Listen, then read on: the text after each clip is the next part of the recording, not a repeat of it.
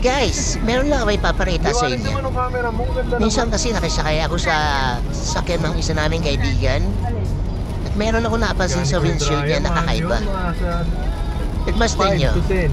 Kasagsagan ng malakas na ulan yan Medyo malayo-layo na rin namin tiyatakbo sa kasagsagan ng ulan. Ang napansin ko, hindi siya gumagamit ng wiper sa kanyang windshield. Pero ang linaw pa rin ang vision. Alam niyo ba kung anong oras na guys?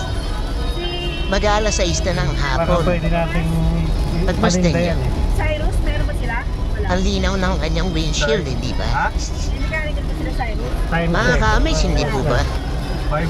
Ito ang mga bagay na ginagamit ng medyo malabo na ang mata.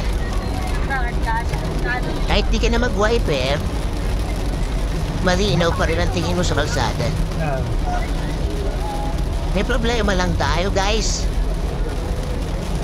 Nakarating kami kung saan kami papunta.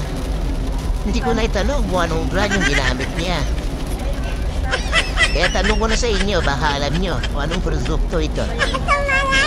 Type nyo na lang sa comment section kung anong brand ito. Para naman, malaman pa ng iba. Babush! Maraming pong salamat.